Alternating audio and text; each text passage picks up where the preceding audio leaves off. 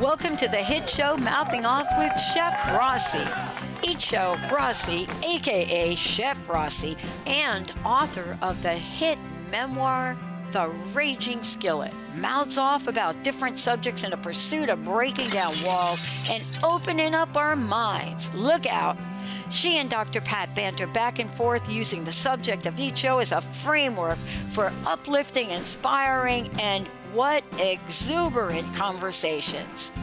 So get ready for that appetizer that will wet your whistle as we lean into the main course of the day.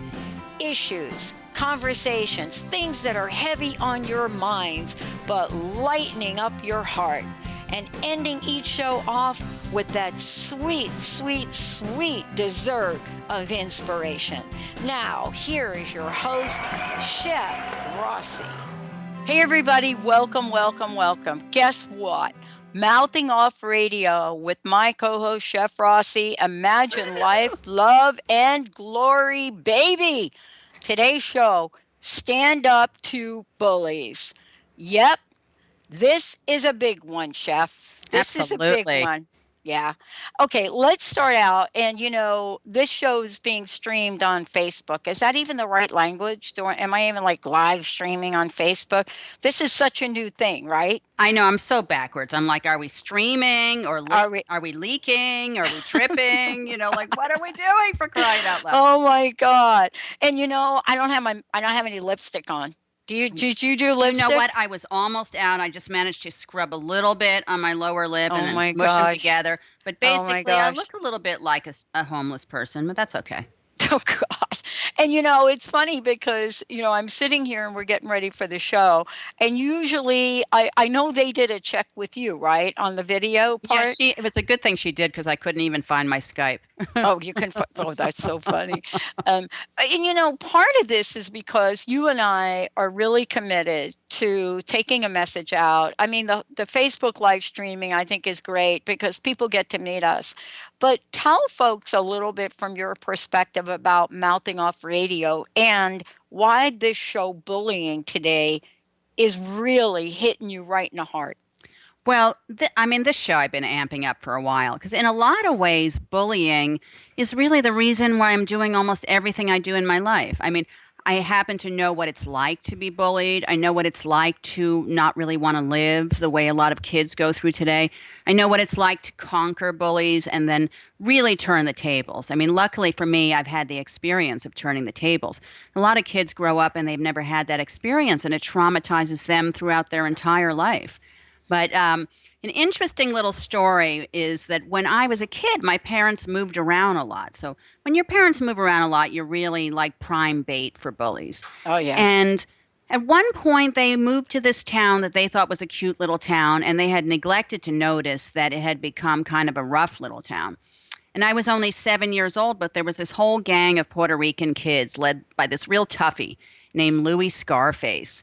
And he decided that he was going to just come and beat me up. So I was like 7 years old, but the thing I had going for me was that I was fat, which I had discovered could actually kind of help, defend you. So Louis Scarface come like fists flying to like beat me up. And somehow, to this day, I don't know how I did this. I jumped in the air and I landed sitting on his face.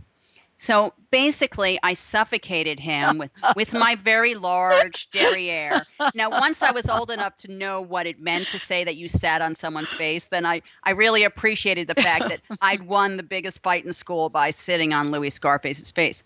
And nobody picked on me after that because nobody wanted to risk having me sit on their face. Of course, many years later, that was a little more desirable, but not when I was 7 years old. Well, and isn't it interesting about some of those childhood things, that people that we look at, but, I grew up in New York too. And, I remember you and I have like this tipping point, this thing that turned the tide for us, right? Right. Mine wasn't about me. Mine was my sister actually became the head of a Puerto Rican gang in New York City, for those of you out there. And so I never had to worry about being bullied at all. No one was going to mess with you, honey. Nobody was going to mess with me. And, this is like West Side Story. Right. This is it. Right. But in today's world and what we're looking at, it's really, really an epidemic we've got going No, on. we really have. It's an epidemic. It's This is an terrible. epidemic. Look, we got this new Yahoo in the White House. And the second he won, or shall we say, stole the election, however you want to describe it, it's like hate crimes went up like 24% or something like that. And then the thing, my biggest pet peeve, I mean, I have a million pet peeves on him. I won't even say my biggest, but something that really traumatized me was that who would be the most likely to be bullied? That would be, more than anyone else, would be transgender kids. And yet Yeah. this guy in the White House decides to remove their protection so that they can use the bathroom of their gender identity. Like, what's the reason to pick on the most vulnerable of the most vulnerable, the weakest of the weak? We got this big bully. He's like pushing everyone around, but why does he have to pick on these little vulnerable kids? At least go pick on Putin. Go pick on another bully his own size. But no, he's going to go for the weakest and most vulnerable, just like a bully. There's Well, a few words I'd like to use, but I'm going to refrain. well, part of this too is, I have a friend that's an immigration lawyer, and uh, let's talk about the invisible parts of this. Mm-hmm. The minute that immigration law got changed and got put on the table, the people that are in those communities with visas, and I just want to tell everybody, no, they're not all of people of color. So let's just be clear. There are a lot of people Sure. that are in the immigration umbrella. The minute that happened, what happened is all of the safeguards for the people and the victims and the children that are abused went away. It Right. is silent bullying. It is a level by which people are dying. And my friend, she is out of her mind with this. But today's show is to shine the light. Oh, yeah. But look at what's happened now is, well, we have to reverse the tide, because what happened in the last election basically gave everyone permission to be bullies, to be racist, to be sexist, to be anti-gay, anti-transgender. It really gave people permission to sexually harass women. I mean, forget it. Trump has been like a one-man show about sexual harassment. Of course, people don't even think about this, but the sexual harassment of women is another form of bullying. And women were used to it. Guys don't go to school and worry about if someone's going to be looking at their private parts. But we go to school and we're like, who's going to look at me? What are they going to do? And we're so harassed so much we don't even recognize it as sexual harassment. And that's completely wrapped up in bullying. So Yeah. I don't know, we have to stand up. We really do. Yeah. And what today's show is about, you're going to hear about this. We're giving you an overview, here today, Chef Rossi and me. What we're doing is we're starting out with this overview just to wet your whistle, so to speak. Mm-hmm. When we come back, we're going to be talking about what are some of the things that kind of squeaking under the radar, the appetizer, so to Right, speak. right. But here's the one thing that everybody should know. Bullying is happening everywhere. It is happening in the schools. Even though some schools say bullying is down, it shouldn't exist in all. Let's just be clear. Mm-hmm. But bullying, let's talk about some bullying that doesn't get talked about today. It's not just about kids. Seniors, what's going on with seniors in the world today, in this country, is abominable. It's just the tip. You know it. Oh, yeah, you're so right. Elder abuse is right up there. Such an overlooked thing. I mean, I know California took elder abuse seriously. When my father was 80 something, 82 or 83 years old, he was a victim of elder abuse, and I had to jump into his defense. And California was right there. Like, they take it very seriously. But not everybody does, and they No. don't recognize it either. No. We're going to talk about how this bullying idea is being in some states more forward looking, more Mm-hmm. progressive. States are getting involved. They're saying, no, you're not going to do it. And then other states in the country, which state you are, you know it, you know Mm-hmm. who the senators are and the Congress Mm-hmm. people are like, bully schmully. I mean, it's You're so Jewish right now. just like bully schmully. Bully You'll get over it.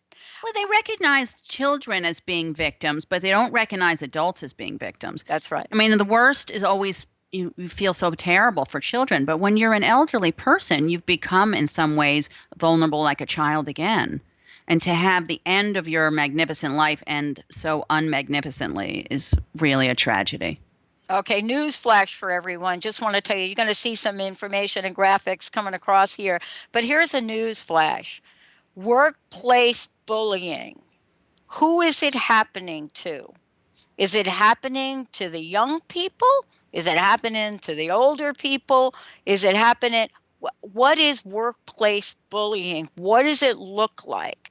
And what are the lines that get crossed when you move from the bullying to the sexual harassment to, I'm not even going to, let's call it the Bill O'Reilly syndrome Oh here. boy. Let's take a short break, everybody. When we come back, Chef Rossi is in the house. Fasten your seatbelts. We're taking questions. We're taking your calls. 1-800-930-2819. Question for you. Are you ready to stand up to stop bullying? The first thing we got to do is say, yes, I've been bullied and I'm going to do something about it. We'll be right back.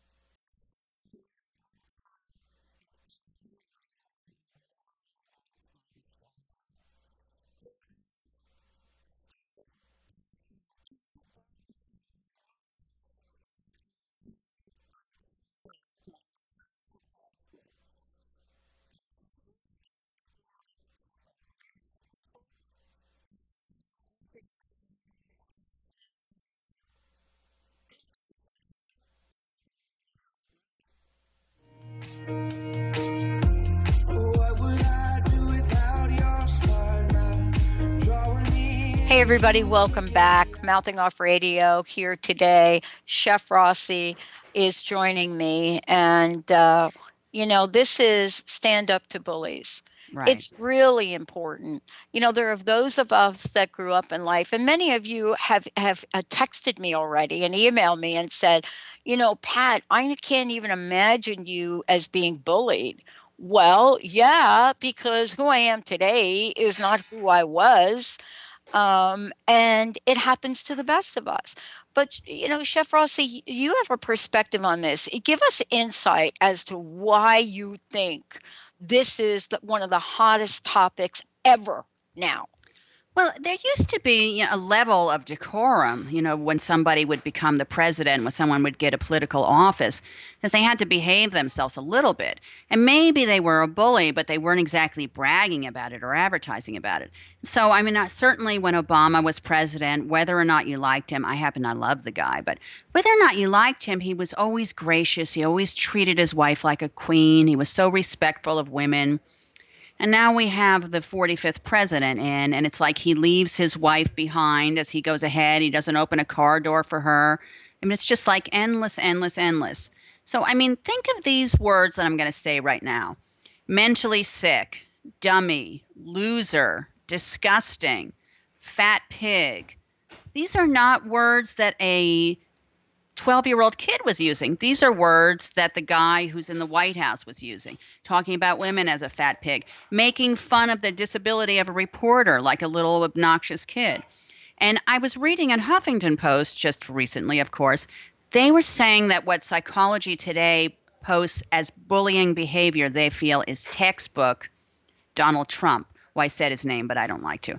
Listen to this and tell me if it doesn't sound like the guy in the White House. Uncontrolled anger and unpredictable irritability, frequently directed at the weakest people, safe targets, or those perceived as a future threat. A sociopathic ability to control his own image, the selective ability to look like a different person to different audiences. For instance, being aggressive to subordinates and somehow being charming and helpful to others. Having little status outside of work. Bullies will wield their power their job gives them with a vicious zeal, running witch hunts, gratuitous domineering behavior, projecting their own inadequacies onto others, making irrational accusations. What about that one? Publicly putting people down, sadistic enjoyment in humiliating others. Now, if that doesn't sound like Mr. 45, I think I'm calling him Trumpelstein now. If that doesn't sound like Trumpelstein, I don't know what does. I mean, I watched the correspondence dinner the other day, all of the journalists celebrating the honor and the decency in being a journalist, and they're like, to the best of our ability, we try to tell the truth. They had the journalists that exposed Watergate. They're like, we did the best we could to tell the best version of the truth we could. We are not fake news. Yet he was simultaneously calling them out as fake news, as liars. And that's a horrible thing, a horrible bullying thing. So you have the poor reporters trying to tell the truth and knowing that when they do, they're going to be attacked and bashed for being truthful if it's just something he doesn't want to hear. So the kinds of things we saw in the schoolyard. There was a terrible bully. I was reminiscing about this recently. I just did a couple of marches, as everyone should. There was a terrible bully in my grammar school who looked exactly like a bulldog. And so we called him Bulldog. He had flared nostrils. He was just a horrible creature. And he actually ruined people's lives. I mean, there were kids whose lives were ruined because of him. And there's at least one kid who is no longer with us, who died in his 20s, that I think is probably because of him, too. And I had an opportunity on my 10-year high school reunion to confront him. Everyone at my table had at one point been bullied by him. And so we all decided to surround him and confront him. You hit me in the head with a lunchbox. You hit me, you punched me, you kicked me. These are all women, by the way, who'd been hit and beaten by this big a-hole. Sorry, almost censored myself. Anyway, he started to cry, and he said that he'd been abused by his father and he just went to school looking for someone smaller than him to take it out on. And all the women, they were all loving, kind-hearted women, so they wanted to forgive him. He's crying. He's like, I'm a born-again Christian now. My son was born on Christmas Day. crying, crying. And one by one, they forgave him and they walked away. But I didn't walk away. I stood there and I said, it's not good enough. You ruin people's childhoods. There are people who you took their childhood away from them. You murdered their childhood. It's not enough for you to say, oh, I'm a born again Christian now. My son was born on Christmas Day. Who cares? You're going to turn him into another monster too. You've got to make amends. You've got to make it right. You took away maybe 50 or 60 childhoods. Give it back. Find a way to give it back, or else you're just going to recreate that cycle. And the scariest thing is, I thought I saw him again. I thought I saw him again standing on a debate table against Hillary Clinton when he called her a nasty woman and he started going around like a shark in Jaws, bullying, intimidating. It was the same person. It was Bulldog grown up to become the 45th president. And we have to stand up for ourselves. We can't take this. Reporters cannot be bullied. Everybody gets pushed around and intimidated by this guy. And yet, for some reason, what's giving him power are all of these people he's brainwashed who somehow think that he cares about them, which is it's really crazy. I don't know what you think about all of that one. Well, I'll tell you what I think about it. I want to be very careful about really pointing the finger at this one man. And here's why.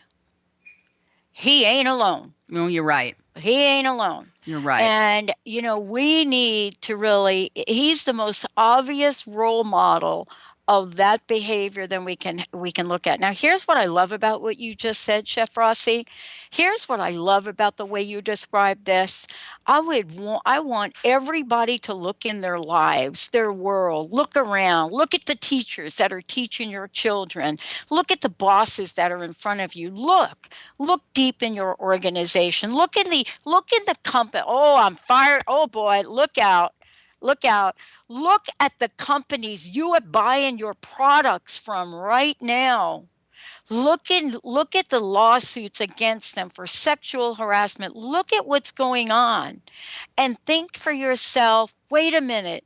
I know I feel hopeless. I know I feel helpless. I know I feel powerless. Listen to me. When the price of beef went up, I don't know, a few hundred decades ago, Right. and it hit the roof at this $10, and what did we do?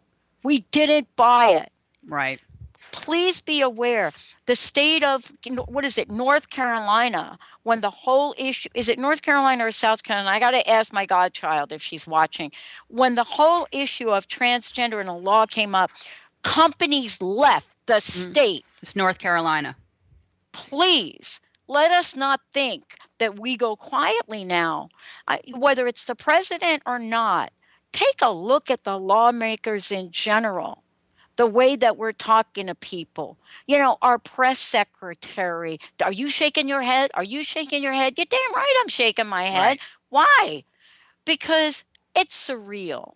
We don't have to watch and take care of it because somehow we believe it's not going to happen to us. Well, if you don't defend your weakest link, it's going to happen to you.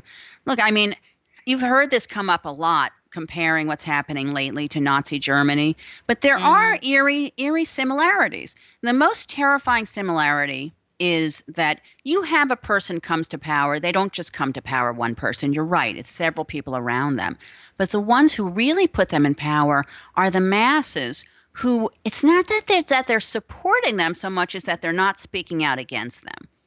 And if you don't speak out against a bully, whether it's someone in the schoolyard or in politics or a prime minister or what have you, then you're doing the same thing as backing them and supporting them. Chef Rossi, I want to ask you a question because I'll tell you what I was really struck by. The Women's March. Look, can we talk about it for a minute? Oh, yeah.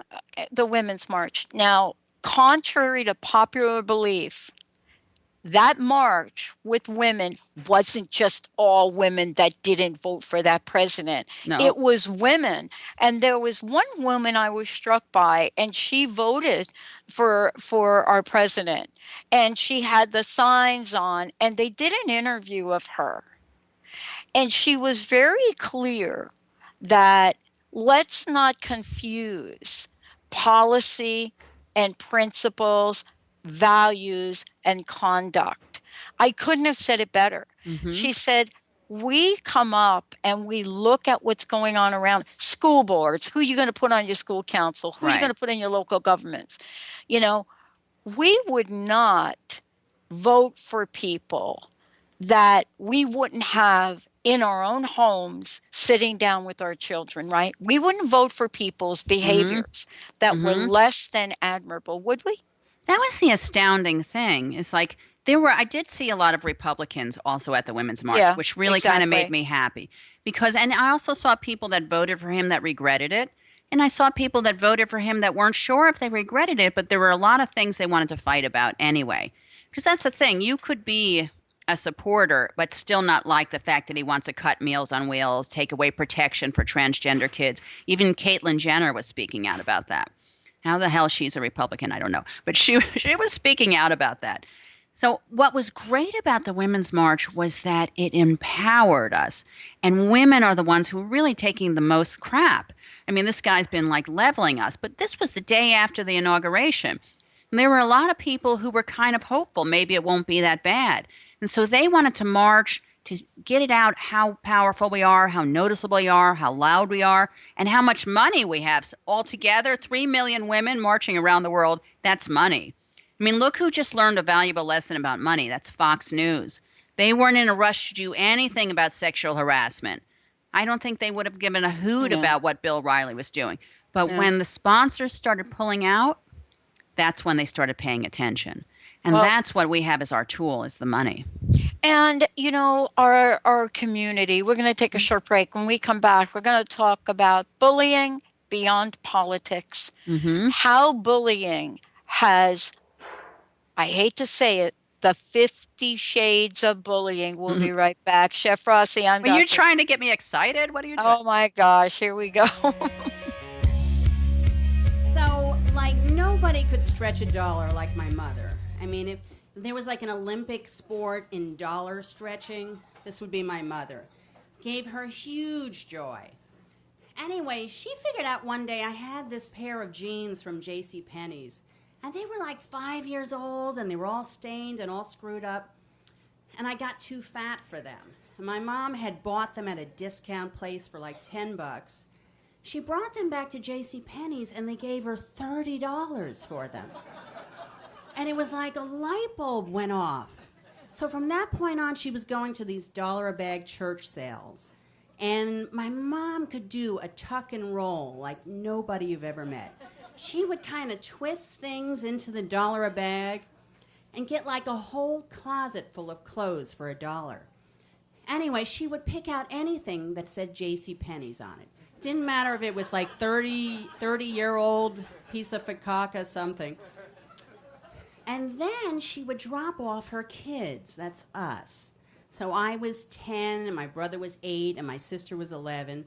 She would drop us off at the Monmouth Mall in New Jersey with a piece of this old $1 a bag J.C. Penney's clothes, and we had to go and get a refund.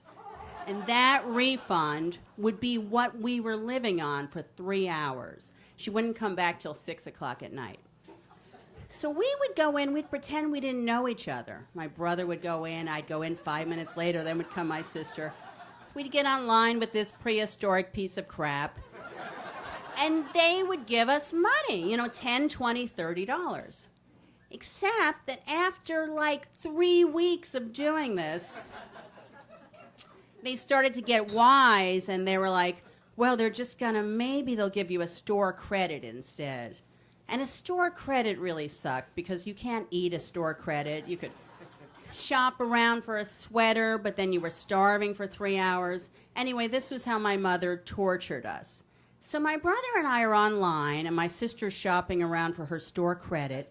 And all of a sudden, the police come, and the store detectives.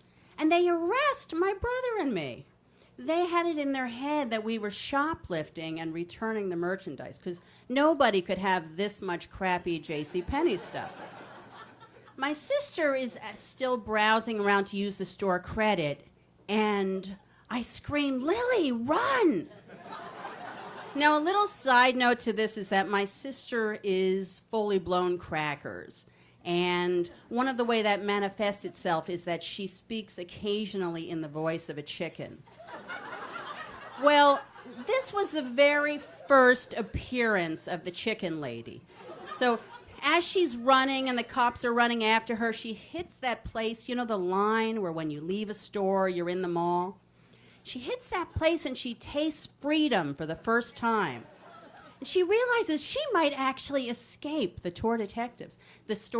So as she's taking off into the mall, she goes, "Brigitte!" And she dusts the cops. She manages to escape by running up the down escalator, and she gets out of the mall. Meanwhile, they take my brother and I to jail. And I mean, seriously, they put us in a concrete cell with bars and everything. My brother's crying hysterically. I mean, he's 8, he's 48 now. He still cries hysterically. But I had been staying up late at night and watching this import show called Prisoner Cell Block H. Now, I didn't know much about anything. I was 10. I didn't know about sex. I didn't know about gay or straight. But I did know that when I watched Prisoner Cell Block H and I saw this butch dyke named Johnny, it kind of gave me titillations, So I was kind of thinking, like, this jail thing could be cool, Anyway, after about 3 hours, the sergeant comes and he opens up our jail cell, and he has this look like his insides have been chewed out. And I knew that look. As we're approaching the front desk, I can already hear my mother screaming, "You'll be hearing from my lawyer!" And everyone looks completely wrecked. So we get out. The really cool thing is we get out, and from that point on, we never had to go to JCPenney's again. And when my mother would drop us off at the mall, she'd actually give us cash. I mean, real green. So I didn't think much of it, although it did seem like my mom had a lot of cash for a while. But many years later, on my 18th birthday, when I was a starving artist, I got a check in the mail for $1,900 from JCPenney's. Turns out my mother had just sued them for more money than all the dollar-a-bag sales in New Jersey. And that check, woo, we're talking real joy now.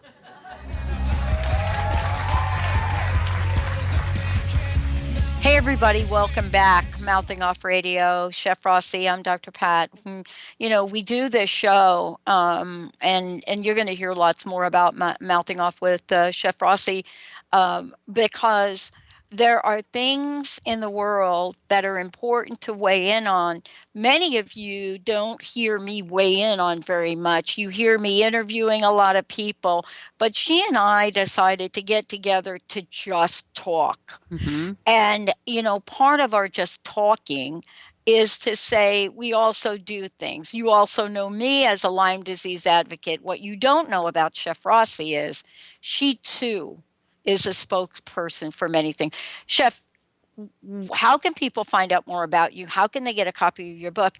And tell us what you're involved in now. Okay. Well, first of all, you can always go to my website, which is theragingskillet.com. All kinds of book stuff will be there. You can get The Raging Skillet on Amazon. You can get it from the Feminist Press, which is thefeministpress.org. And right now I'm working with the world famous bookstore and cafe. It's called Kramer Books and Afterwards Cafe. That's in Washington, D.C. And what we're working on is that, of course, I'm going to go out and march on June 11th. Wow, and all of you should go too.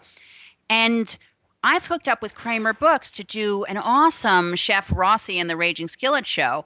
But what's even better is that all of the profit is going to be going to the Trevor Project. TREVOR. It's trevorproject.org, I believe, Yes. which really helps protect gay, trans, bisexual kids and teenagers and young adults. It prevents suicides. It was created by the Oscar-winning producers of a movie called Trevor on the same subject, and they're really trying to save kids. And they have a hotline, 24-hour thing. I mean, Couldn't think of a better group to support and to mention on the bullying show. And then there's even another great group called GLOE, GLOE, and that is an outreach group of gay and lesbian Jewish people, gay, lesbian, and trans Jewish people, which is kind of awesome because there's a lot of gay groups and there's a lot of Jewish groups, so there's not that many gay Jewish groups. So I'm like, good, you get all my personality together. So on June 12th, at 6:30 p.m., I'm going to be giving out edible purple triangles and Manischewitz spritzers, and we're going to have this huge gay pride party at Kramer's, and you do not have to be gay to be there. You just have to love us. And we're going to give all the proceeds to Trevor and maybe save some lives. So I'm totally jazzed about that, and I love that I get to give a shout out to that on the bullying show.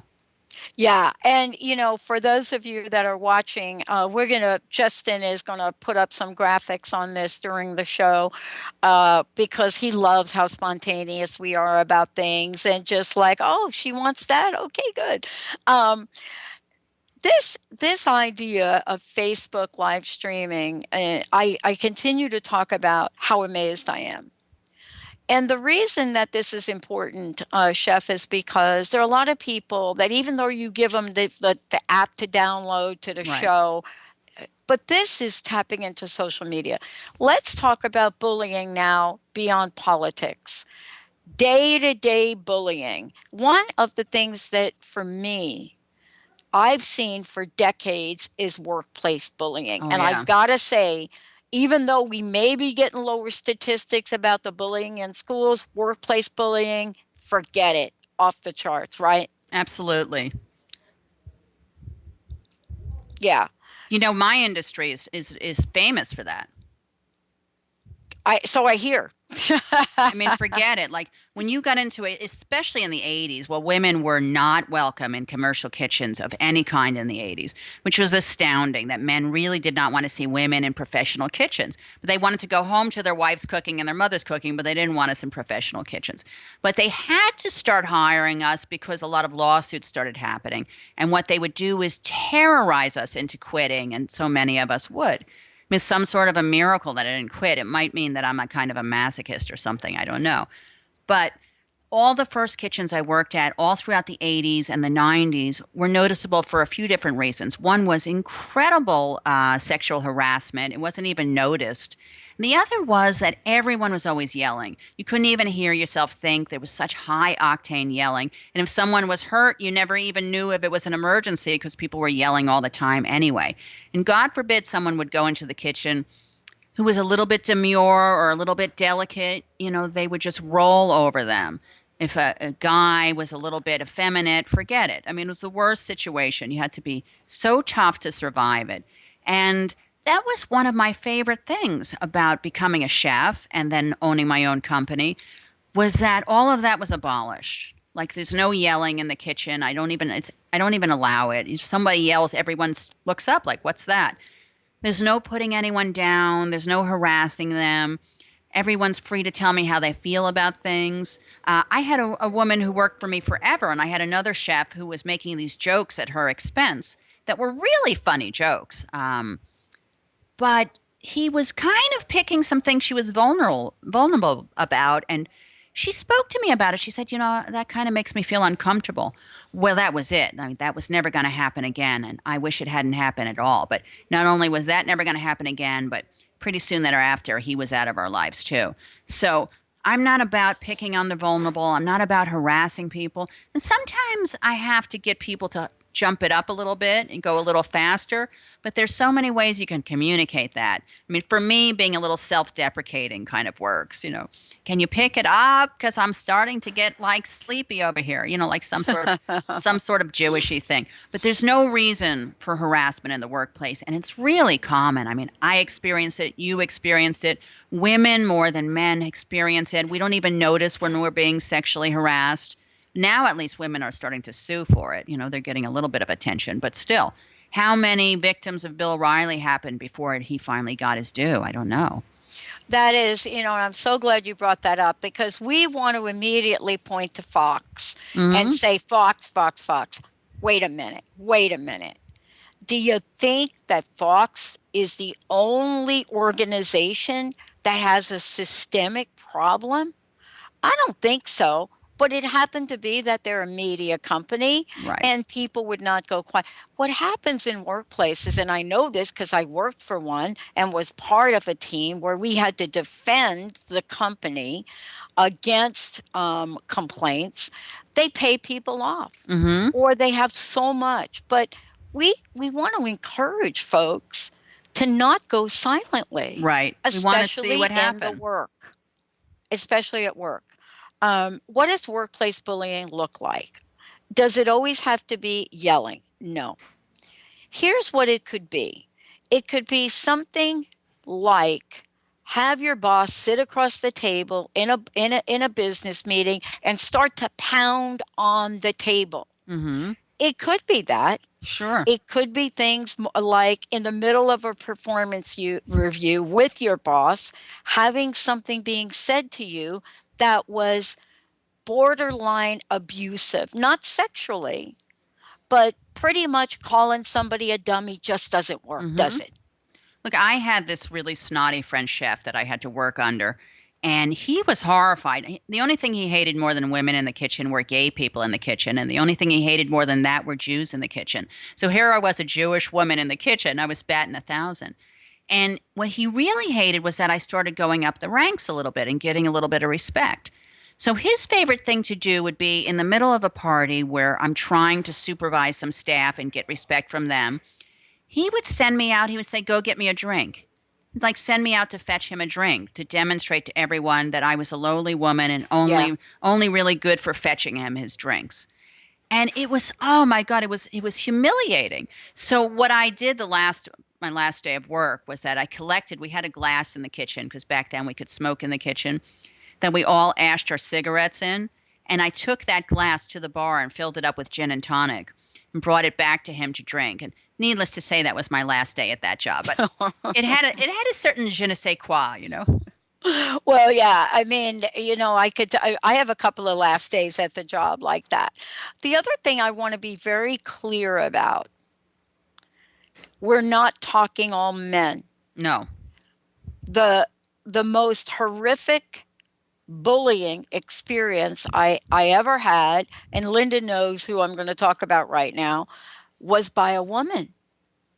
And here's the thing. When it's happening. They are yelling at you. The veins are coming out of their neck. It's not acceptable. It doesn't matter if you're a man, a woman, if you're white, you're a person of color, you're a frog, or you're a snake. It doesn't matter.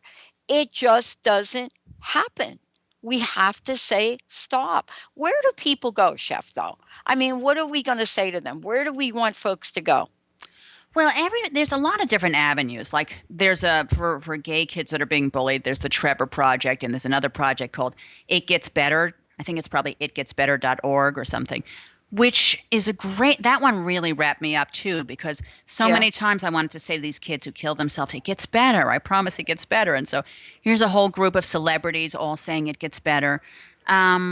I have to think in the various schools they've started groups, but Yep. something you could do in your own hometown to stop bullying in schools is if there's not an anti-bullying group in the school, go and start one. And if it means donating $100 worth of Dunkin' Donuts to get the kids to show up, $100 goes a long way in donuts. You could start an anti-bullying school right then and there. Start anti-bullying in the workplace. I think probably you could start that. You could start a Facebook group of anti-bullying. I'm sure that if you Google it, you're going to find a whole bunch that pop up right away anyway. I personally have been on an anti-bullying crusade since I sat on Louis Scarface's face when I was 7. I didn't know that I was gay when I was 7, but pretty soon I found out that too. And so now I'm very active with groups like that. Like Harvey Milk High School was a great thing. But there's so many kids that are killing themselves that are not gay too. Girls that get victims of cyberbullying, that's a really scary, deceptive thing. Women that are my age, like I'm 52, women in my age are like so used to having been bullied their whole life that they don't even recognize it as being bullied. Recognizing it is a big step. I was just on a really powerful women's panel speaking out about women's rights under the Trump regime. And there was a woman, a journalist, I have to go look up her name. She was fantastic. She was talking about doing work with women in Cameroon, and they were 1 out of 3 of them would be raped. It was so regular, Yeah, yeah. and the thing was that they didn't even have that word in their language. Rape was not a word in their language. So she was working with people to put that in the language, to learn that word, to recognize it as rape. Like these women were being raped. They didn't even know how to say something wrong has happened to me because there was nothing in their language saying being forced to have sex is rape and it's wrong. And so they were re educating people. So I would say we have to be re educated in the workplace that if your boss is putting you down and humiliating you and making a scene, that's also emotional abuse. That's the same as being smacked, as being sexually harassed. It all goes wrapped up together. Yeah. 13 million. Let's just stop for a minute and breathe. 13, we're going to skip the break. 13 million American kids, because we were talking about kids earlier, Hmm. are bullied at school. 13 million kids. 13 million. Every 7 minutes, a child is bullied at the playground. Every 7 minutes. Now, let's talk about where we're seeing bullying at its worst. College Oh, campuses. yeah. And it's not just on the college campus. There was research done recently, Chef, about academic world professors in the academic arena. And believe it or not, a university did the study on themselves. I want to give a shout out to that. I think it was Wisconsin or something. I want to just say Way good to go, job. Wisconsin. Way to go. This is really not something that we should get quiet about. How do we handle it, Chef? Now, when we see somebody being bullied, because Hmm. we really have a habit of getting real quiet, We have to right? speak out. I mean, for all of these issues, you're seeing things on the news that upset and horrify you. It's not enough to just go to your Facebook and say, this is a horrible thing I just saw on the news. How could they do that? You have to speak out. You have to call your representatives, your congressmen, your senators, do what you can. You see something horrible in the workplace, you have to speak out. You see something horrible walking down the street, you have to speak out. But people are afraid. I mean, I learned something really early on. Interesting side note, I bought an apartment in the East Village on a really scary heroin block, a million years ago. And when I moved in the building, I was so excited. It was my very first home that I ever owned. I was totally jazzed. And I realized immediately that the president of the condo association was harassing and bullying everyone in the building to the point where he could steal their parking spots and they were afraid to face him. He was embezzling money and they were afraid to call him on it.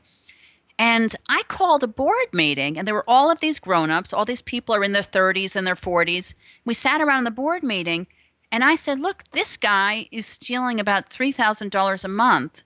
That's why the building is broke. And this guy stole the parking spot that didn't even belong to him. And he is robbing from you all, and you're afraid to say something. And he was standing right there, and he stood up, and he's like, does anyone else want to say anything? And they were all terrified. They wouldn't open their mouth. These are like grown-ups. They prefer to let me sit there and fry. So I said, well, if you're not going to open your mouth, I'm going to open my mouth. And I have every right to call the police on you, and I have every right to have you bounced out of the board, and somebody better start getting behind me or I'm going to sue all of you. Well, then suddenly everyone woke up and they stood up to him and got him kicked off the board, and the building was suddenly quite a bit richer. And I never forgot it, though. So I won.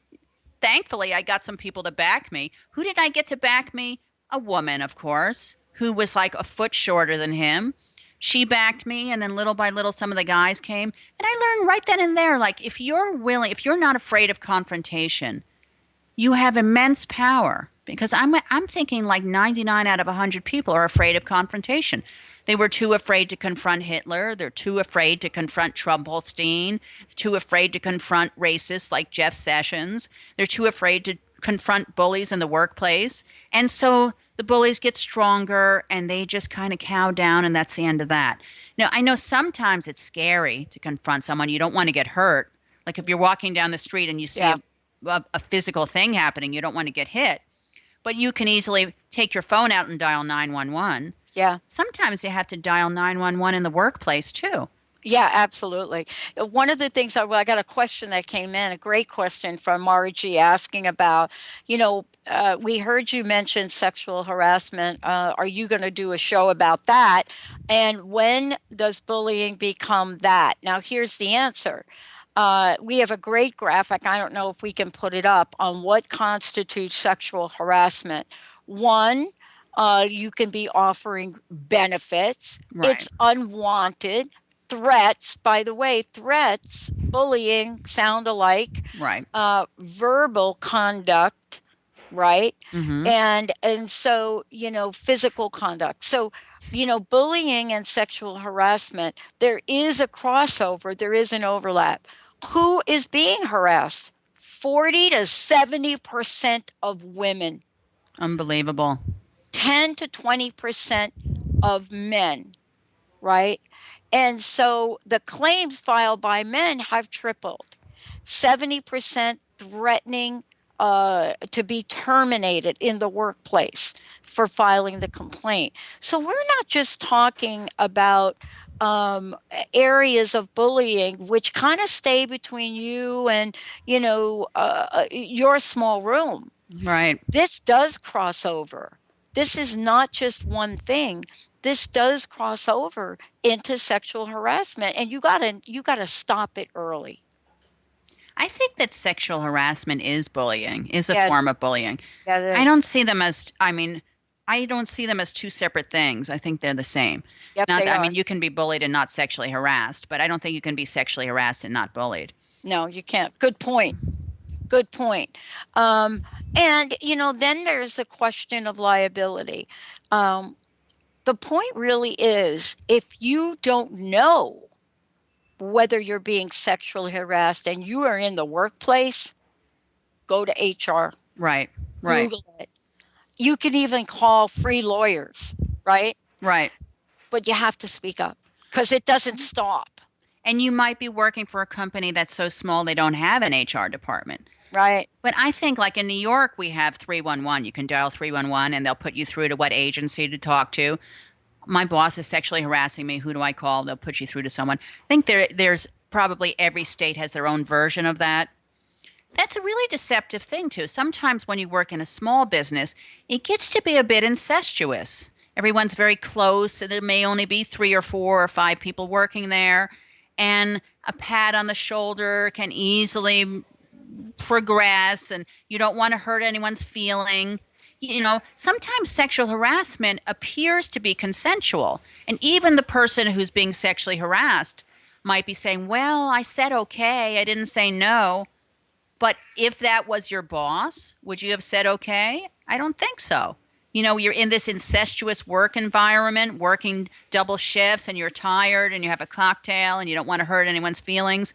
All of that goes under the same umbrella. So I don't know what the answer is, but I think the first step is speaking out, speaking about it, admitting your own experiences. A long time ago, I had one of the best experiences of my life. I got to cater the vagina monologues. Eve Oh, Ensler. yeah. Oh my God. Yeah. Eve Ensler is like the queen of fighting sexual harassment and sexual crimes against women. Anyway, there were thousands of people in the audience, and I had a chance to catch a little bit of the show before everyone went into the back room, and I had created all edible vaginas for people to eat.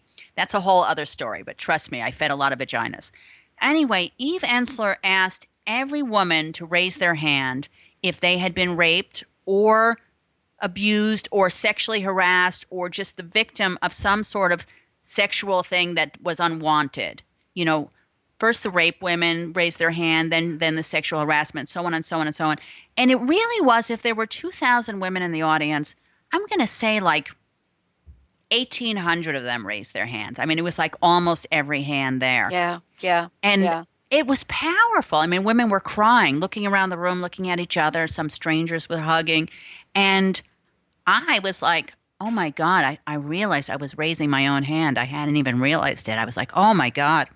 And I had to think about the fact that I felt that I was a victim too. And I had never even thought to say that I was a sexual harassment victim or someone who people had attempted a rape on. I hadn't really used any of those kinds of words or even thought that until that moment.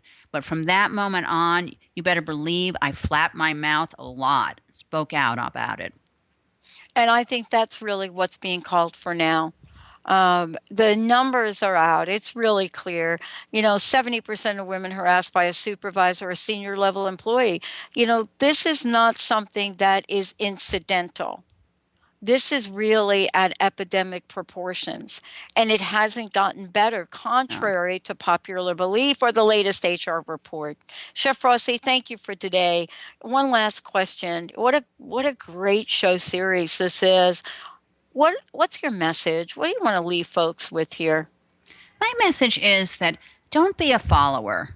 I follow Game of Thrones, but don't just get steamrolled. You know what's wrong. Every time you walk out of your house, you see things that are wrong. You turn on the news, you see things that are wrong. You go to work, you see things that are wrong.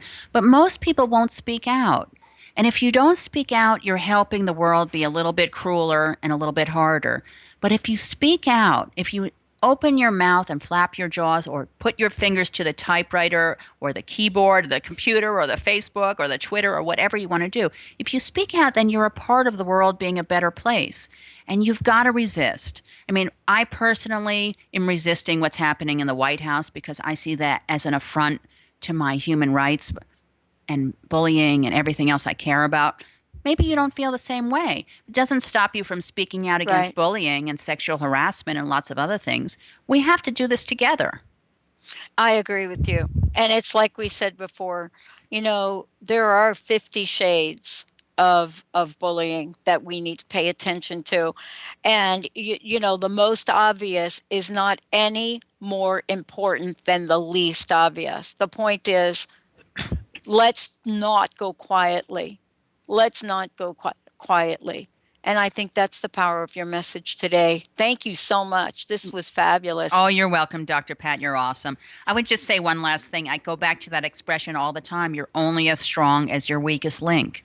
We've got to protect our vulnerable, our kids, our trans kids in particular, children, women, everyone we can. Just look for the weakest link and protect them. Yeah, I love that. Chef Rossi, everyone. I'm Dr. Pat. Chef Rossi will be back next month.